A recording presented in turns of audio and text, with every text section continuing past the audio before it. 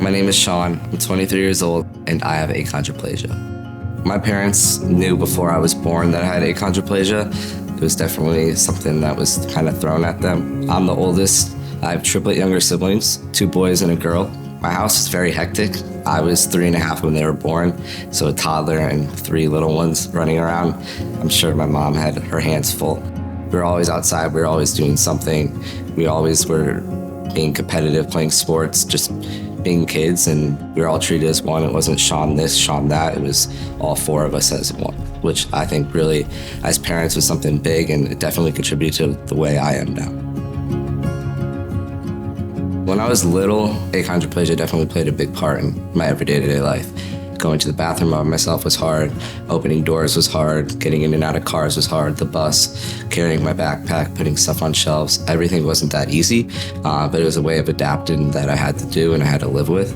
Before the age of 1, I had my first major significant surgery. It was a decompression of my foramen magnum, and it basically saved my life and started my process of all my procedures. And throughout my life, from a newborn to now 23 years old, I've had over 22 surgeries.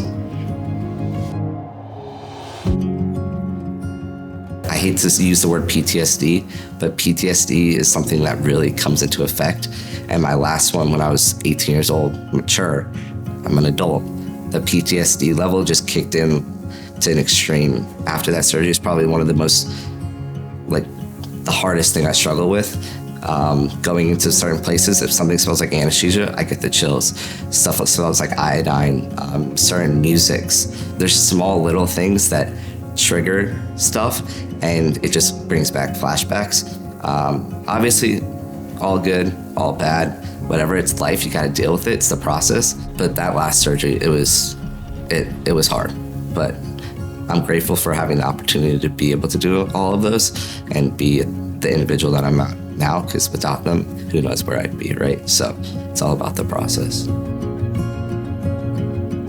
I can't thank the people in my corner enough, and the biggest people in my corner are my friends. I have by far the best friends anyone can ask for. They don't allow me to take anything for granted. I think growing up, that was the biggest thing. I never used achondroplasia as an excuse. I forgot I had achondroplasia when I'm with them. My friends would describe me as someone with a big personality, very outgoing, just someone that always is smiling, always wants to make everyone's day. I'm a people's person. I love making people happy. If someone else is happy, I'm gonna be happy. Someone else is smiling, I'll be happy. About 4 years ago, my physical therapist introduced me to CrossFit, and it's changed my life. I stepped inside a gym and was able to forget about everything. I had that sense of community. I didn't have to think about what I just went through. I was able to feel like myself. I was able to feel like everyone else at the gym and everyone else that goes and plays sports at a competitive level day in and day out. I felt like everyone else. I was everyone else. And I was just being myself, having fun, and being the competitive individual that I was. Sharing my story is important to me because it lets other people see what we go through. People are scared of adversity. They're scared of challenges.